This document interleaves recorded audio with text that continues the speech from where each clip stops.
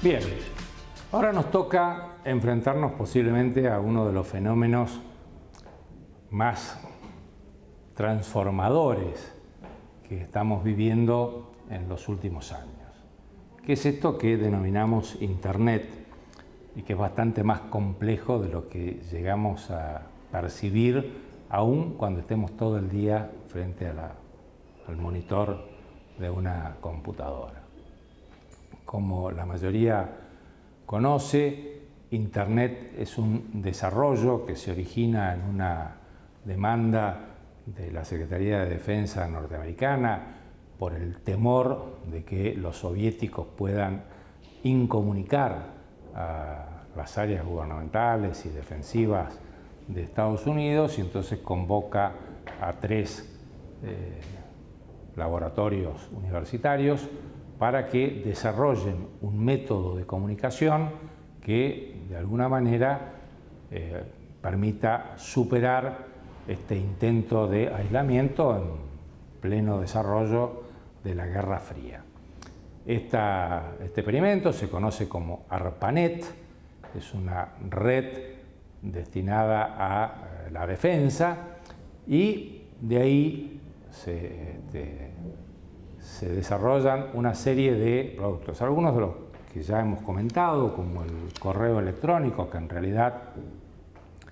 empezó siendo un experimento entre distintos científicos a ver si podían comunicarse, y después tuvo una difusión extraordinaria y, como comentamos también, con posterioridad cada vez va siendo más desplazado por, o por lo menos acompañado por otras aplicaciones de comunicaciones electrónicas. Pero para los abogados y abogadas implica una tremenda dificultad poder decir en términos del derecho qué es Internet. Entonces yo voy a recurrir a una definición del Consejo francés, que entiende que Internet es un conjunto de redes numéricas que se intercomunican entre sí, y agreguemos que, ya lo mencionamos cuando hablamos de comunicaciones electrónicas, utilizan diversos protocolos para permitir no solo la comunicación, sino también la difusión de distintos contenidos que abarcan texto, imagen, video, música, películas. Cada día se amplía el espectro de contenidos y de formatos que puede soportar esta red de redes. Esta red de redes, como ya les dije, se mueve en base a los protocolos TCP/IP, pero además tiene ciertos conceptos que al menos estos pequeños, que son puntitos que vamos a mencionar, es importante desde el punto de vista de la profesión y de la magistratura tenerlos claros. En Internet, que es algo que nos cuesta definirlo porque no es una persona, no es una empresa, no es un estado, no es un territorio, tampoco tenemos muy claro, decimos el ciberespacio. En realidad, en una de las filminas ustedes van a ver una captura de pantalla de por dónde pasa la comunicación en Internet. Y la comunicación en Internet pasa por cables submarinos, en el caso de la Argentina, que aparecen en Las Toninas. Está ahí la estación de ingreso, y donde los 9 principales servidores y conjuntos de conexión de redes de Internet están en el hemisferio norte, 7 en Estados Unidos, o 6 en Estados Unidos y Canadá, uno en Europa y otro en Japón, y de hecho sostienen que ya hay desarrollos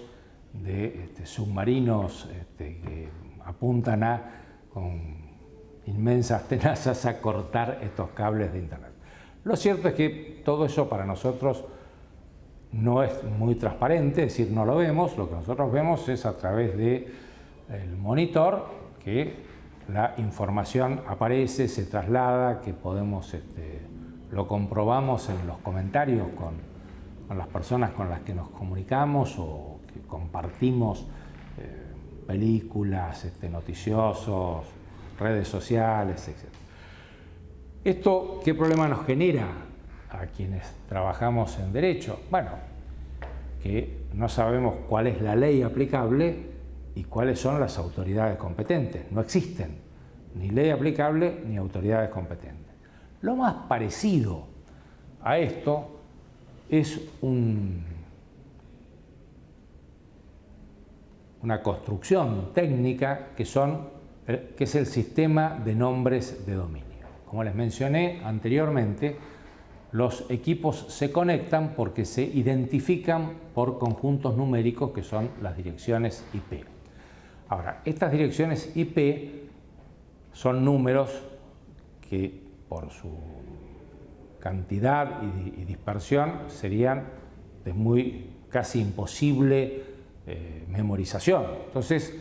el sistema de nombres de dominio lo que ha hecho es un sistema de traducción de números a nombres. Y para que estos nombres tengan cierto orden, una corporación que anteriormente se llamaba IANA y actualmente ICANN, que es la Corporación Internacional de Asignación de Nombres y Números de Dominio en Internet, que funciona en Estados Unidos, pero a la cual confluyen representantes de todo el mundo, generó una estructura de nombres de dominio que, para que esto pudiera ser manejable, lo dividió en distintos tipos. Por ejemplo, el .com, que posiblemente es el que más conocen todos, está destinado a aquellos usuarios en Internet que van a reservar en los satélites y en las empresas que tienen acceso a los satélites o los organismos una denominación para que toda la información que almacenen en determinado segmento de estos grandes servidores se pueda localizar a partir de ese nombre. Para poner un ejemplo y no hacer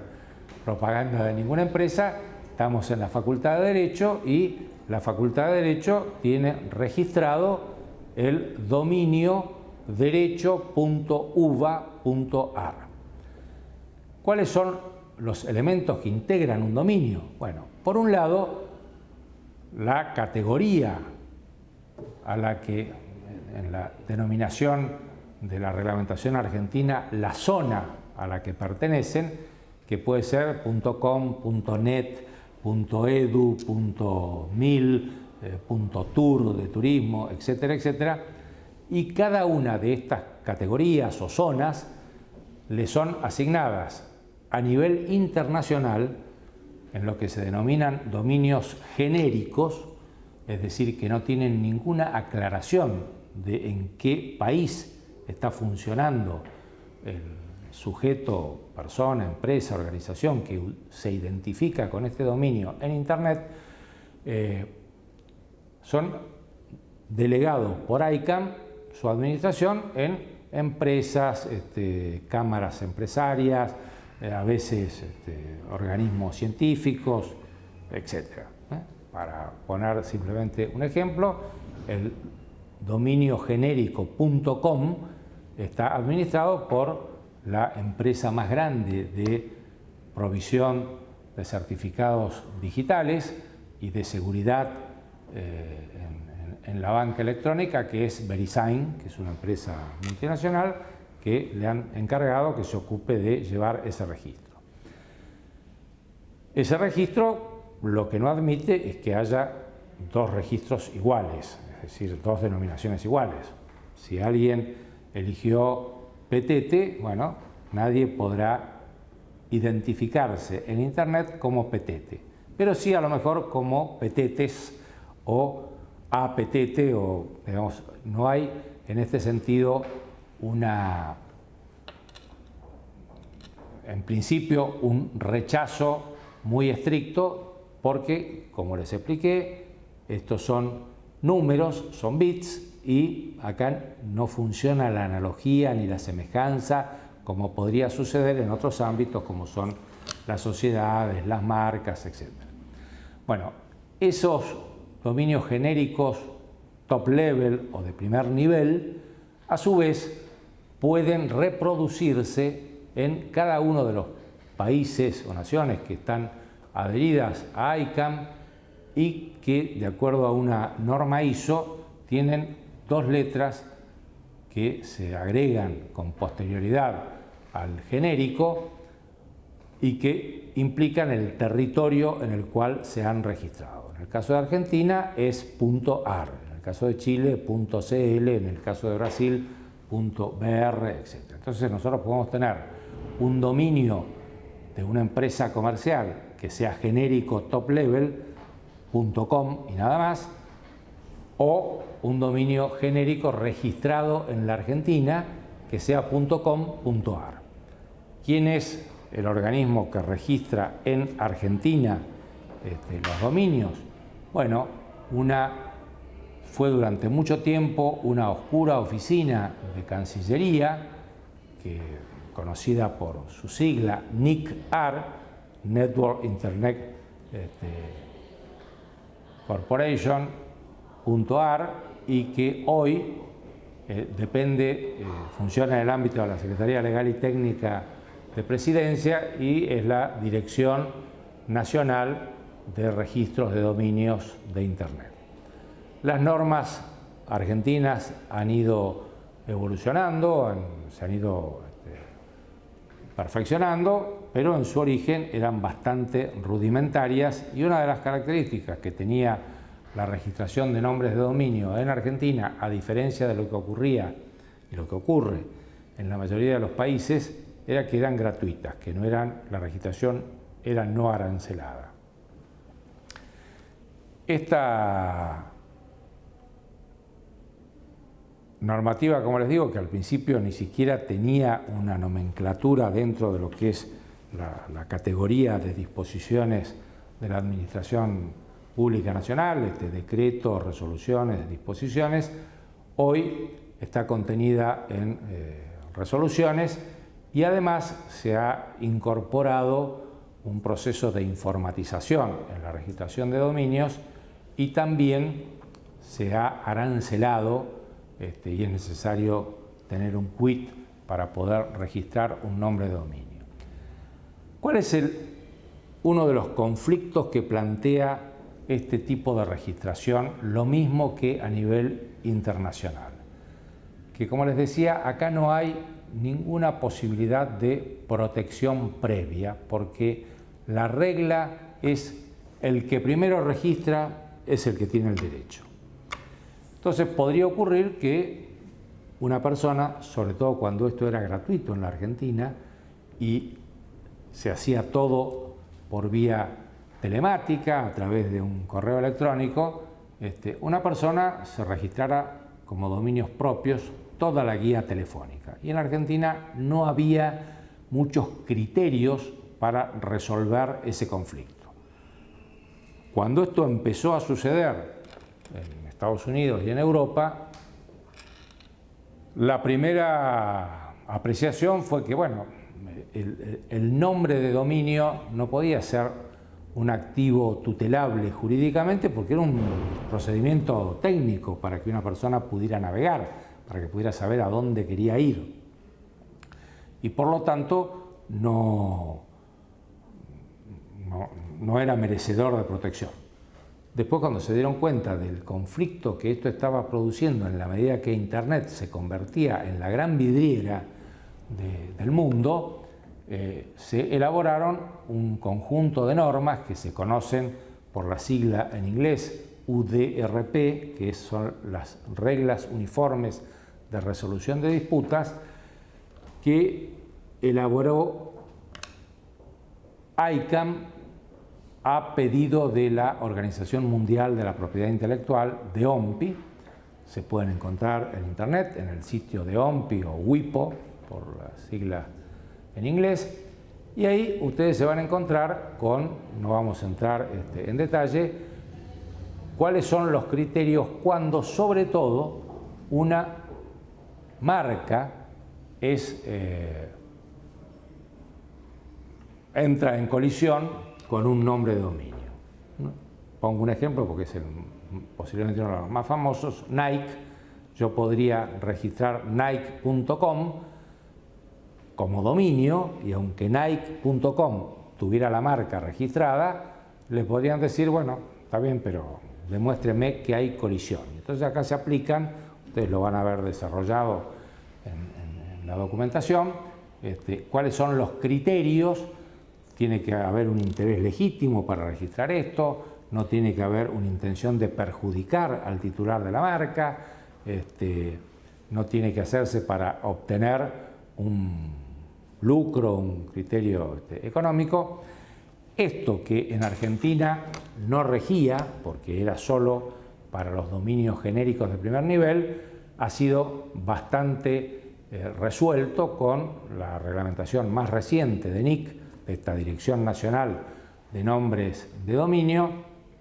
y ahora existe una instancia administrativa voluntaria, pero que ha evitado o ha logrado disminuir muchísimo la conflictividad que se daba sin normas vigentes que los jueces pudieran invocar, con lo cual los jueces empezaron a recurrir a estas normas de las reglas uniformes de resolución de disputas, para lo cual, para que las apliquen, se designan listados de expertos, podríamos decir, parecidos a árbitros, pero ellos no se denominan árbitros sino expertos, que son personas que conocen mucho este funcionamiento, no solo de las reglas uniformes, sino del reglamento de procedimiento, y cuando todo se hace no es presencial, sino que es informático, a distancia. Cuando alguien hace el reclamo, los expertos analizan el reclamo y la defensa y resuelven si ese dominio puede seguir en cabeza de quien lo registró o no justifica porque no ha hecho, no reúne las condiciones para mantener ese dominio. Algo bastante parecido, no obligatorio como es a nivel internacional, porque yo no puedo registrar un dominio genérico sin aceptar la intervención de estos expertos, sino, digamos, más negociado sin la existencia de estos expertos, es lo que se ha implementado en Argentina desde hace unos años, y además se ha agregado el arancelamiento, con lo cual lo que se conoce como la práctica del cibersquatting o de la ciberocupación, esto de apropiarme de nombres de dominio que no me pertenecen, pero que en principio el sistema no tiene manera de decir, ¿y usted quién es? Porque no me pide que justifique, sino simplemente que complete una serie de requisitos burocráticos y me lo otorga hasta que alguien lo impugna. Ha bajado bastante la litigiosidad en esta materia. Vinculado con el régimen de los nombres de dominio, hay otros conflictos que en Argentina todavía no tienen, digamos, una normativa expresa, pero que nada impide que se planteen. Por ejemplo, con las denominaciones de origen, Patagonia, Valle de Uco, Tupungato, Litoral, etcétera, podrían ser denominaciones de origen que tienen una legislación que las regula y, bueno, que colisionaran con un nombre de dominio que se hubiera registrado. Para quienes estén interesados en esto, más allá del material que les vamos a dar, ingresen al sitio nic.ar y van a encontrar todos los instructivos y cómo es el procedimiento para registrar nombres de dominios o eventualmente para intervenir en defensa de alguna persona que les solicite sus permisos. Finalmente, vamos a agregar dos temas nuevos vinculados con Internet. Por un lado, lo que se conoce como la gobernanza de Internet, que es un movimiento mundial que también se refleja sectorialmente, que está procurando, con la intervención de múltiples actores, gobierno, sociedad civil, empresas, academia, técnicos, etcétera, encontrar criterios de, llamémosle, por eso no se utiliza el término gobierno, sino de gobernanza, más equitativos, más plurales y que abarquen los intereses que cada día se ponen más de manifiesto en Internet. De todas maneras, Internet sigue siendo, como vamos a ver en la próxima charla, un terreno de disputa donde se cruzan valores, derechos, en fin, lo suficientemente conflictivo, que además tiene la perspectiva de que no cesa de evolucionar y de expandirse.